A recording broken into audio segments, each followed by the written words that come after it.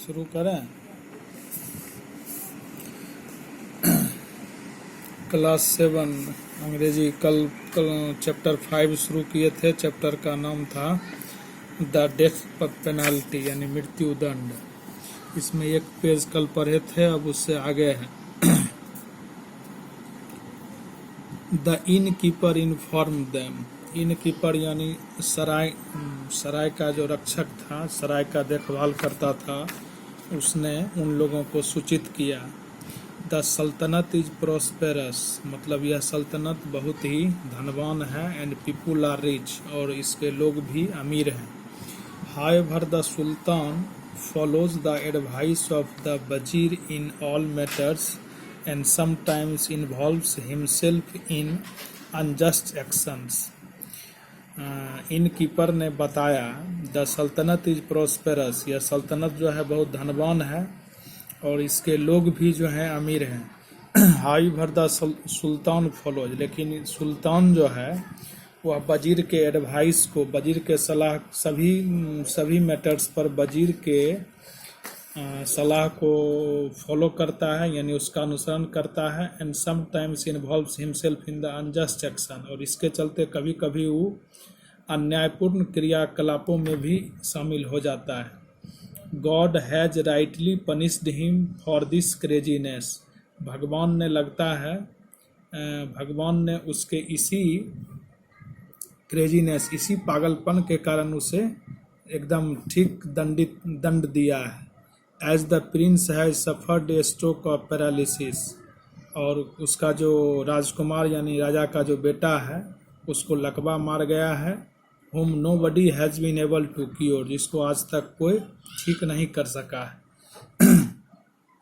At this Khalil said, इस पर खलील कहा, I should tell you that my teacher is an able medicine man, rather the ablest in the whole world. इस पर खलील ने इन keeper से कहा, I should tell you that, मुझे तुम्हें बताना चाहिए या मुझे तुम्हें कहना चाहिए कि मेरे जो शिक्षक हैं, मेरे जो गुरु हैं, वह एक योग्य वैद्य हैं। rather the ablest in the whole world, केवल वो वैद्य ही नहीं बल्कि इस पूरे दुनिया में वो सबसे ज़्यादा योग्य हैं। There is no element in the world which is can not cure, इस दुनिया में कोई भी ऐसा बीमारी नहीं है जिसको उन्होंने ठीक नहीं किया है। द इन कीपर सेड, तब सराय का जो रखवाला था कहा, sir I shall send a word to the palace, sir क्या मैं महल में संदेश भेजवाऊँ। Please cure the prince of his ailment, कृपया करके आप राजकुमार को उसकी बीमारी से ठीक कर दीजिए। The sultan and people will be thankful to you, अगर आप ऐसा कर देंगे तो सुल्तान और इस राज्य के लोग आपके प्रति बहुत आभारी रहेंगे।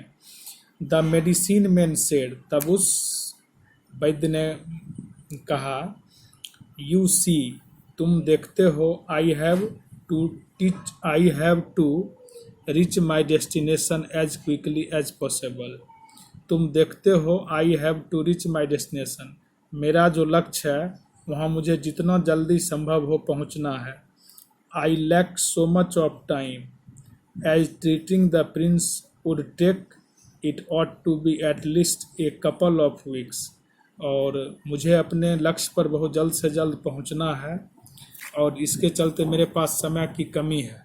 और अगर मैं राजा के बेटे के ट्रीटमेंट यानी प्रिंस के ट्रीटमेंट में प्रिंस का ट्रीटमेंट करना शुरू करता हूँ तो इसमें कम से कम मुझे 2 सप्ताह का समय लगेगा। When the innkeeper was gone, Khalil asked, जब सराय का रखवाला चला गया तो खलील ने कहा, sir it is so unusual on your part, sir यह जो है आपके लिए बिल्कुल अनयूजुअल है, मतलब मैं ऐसा कल्पना नहीं करता हूँ कि आपके जैसा व्यक्ति भी इस टाइप का व्यवहार प्रदर्शित कर सकता है। अनयूजुअल का अर्थ हुआ अस्वाभाविक, जिसकी कल्पना किसी से नहीं की जा सकती है। You never refuse to treat an ailing person, आपने कभी भी किसी भी बीमार आदमी का इलाज करने से मना नहीं किया है। You have happily treated the poorest of man, आपने गरीब से गरीब व्यक्ति का भी इलाज बहुत खुशी से किया है। But here is a prince, लेकिन यहाँ एक राजकुमार है। What is the reason for this strange behaviour, आपके इस अपरिचित व्यवहार का क्या कारण है। Did you listen to what the innkeeper said, तब खलील के गुरु ने उससे कहा, क्या सराय का रखवाला जो कुछ कह रहा था उसको तुम सुन रहे थे। He said that the sultan is crazy man, उसने कहा कि सुल्तान एक पागल आदमी है। Who follows the wazir's advice in all matters, जो हर एक मैटर में वजीर के सलाह को फॉलो करता है। Such a ruler can be dangerous, ऐसा शासक जो है खतरनाक हो सकता है। वेरी डेंजरस, बहुत खतरनाक हो सकता है। द मेडिसिन मैन सेड, उस वैद्य व्यक्ति ने ऐसा कहा।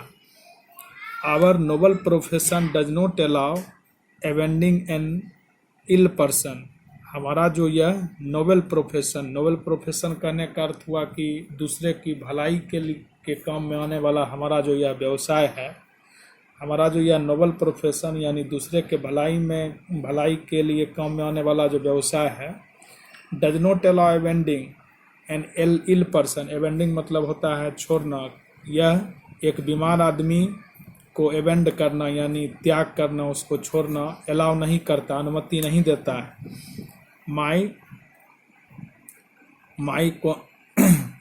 माई conscience does not allow me to go away, मेरा जो चेतन मन है वह भी मुझे इस बात की अनुमति नहीं देता है कि मैं चला जाऊं। I request you to treat the prince, Khalil pleaded, Khalil एकदम बहुत ज़्यादा याचना पूर्वक कहता है कि हमारा जो यह नोबल प्रोफेशन है वह हमको किसी बीमार पर्सन को छोड़ने की अनुमति नहीं देता है। मेरा चेतन मन कहता है कि मुझे यहाँ से नहीं जाना चाहिए, इसलिए गुरुवर मैं आपसे रिक्वेस्ट करता हूँ कि आप कृपा करके इसका ट्रीटमेंट कीजिए और राजकुमार को ठीक कर दीजिए। That is my final decision said the medicine man as he lay down on the bed and fell asleep, लेकिन उसके गुरु ने कहा कि यह मेरा अंतिम निर्णय है, यानी मैं उसका ट्रीटमेंट नहीं कर पाऊंगा। सेड द मेडिसिन मैन, उसके गुरु जो मेडिसिन मैन यानी वैद्य थे उन्होंने कहा, और उसके बाद वे बिछावन पर लेट गए और सो गए। However Khalil found the sleep elusive, लेकिन खलीफ इल्यूसिव मतलब होता है डिफ़िकल्ट टू फाइंड, मतलब लेकिन खलील जो है वो उसको सोने में दिक्कत महसूस हो रही थी। He was not at ease at the very notion of not serving an ailing man, वह उसको कुछ आसान जैसा महसूस नहीं हो रहा था। उसको यह बात सोच करके कुछ आसान जैसा महसूस नहीं हो रहा था कि एक बीमार व्यक्ति का वह सेवा नहीं कर पाया। He respected his teacher very much and dared not disobey his command, वह अपने गुरु का बहुत ज़्यादा आदर करता था, इसलिए वह उनकी आज्ञा का उल्लंघन नहीं कर सकता था। Finally he decided that he should stay back and treat the prince, अंत में उसने निर्णय किया कि वही यहाँ रुक जाएगा और राजकुमार का इलाज करेगा। In the morning Khalil stated his mind to his teacher, सुबह में खलील के मन में जो विचार था उसने अपने गुरु के पास व्यक्त कर दिया। Sir I beg you pardon, sir मैं आपसे क्षमा चाहता हूँ। ही सेड, उसने कहा, but I can't stand the idea of moving away without having cured the Prince, लेकिन मेरे मन में ऐसा विचार नहीं आता है कि राजकुमार को ठीक किए बिना मैं यहाँ से जाऊँ। Please bless me that I may be able to cure him, कृपया करके मुझे आशीर्वाद दीजिए कि मैं राजकुमार को ठीक कर सकूं। ऑल राइट, उसने कहा ठीक है, but I warn you not to stay a moment longer than is needed, लेकिन ठीक है तुम राजकुमार का इलाज करो, लेकिन मैं तुम्हें एक चेतावनी देता हूँ कि जब तुम्हारी आवश्यकता यहाँ खत्म हो जाए, यानी जब तुम राजकुमार को ठीक कर दो तो उसके बाद तुम यहाँ एक क्षण भी मत रुकना। Else it could be dangerous to your life, अन्यथा यह तुम्हारे जीवन के लिए खतरनाक हो जाएगा। सेड द मेडिसिन मैन, वैद्य ने कहा। Khalil discussed with his teacher how he should treat the prince. Khalil ने अपने शिक्षक के साथ डिस्कस किया, मतलब वाद विवाद किया कि how he should treat the prince, वह प्रिंस का कैसे इलाज करेगा। And then they parted ways, और उसके बाद वे दोनों अलग अलग हो गए। उसके गुरु अपने रास्ते चले गए और ये खलील अपने रास्ते चला आया।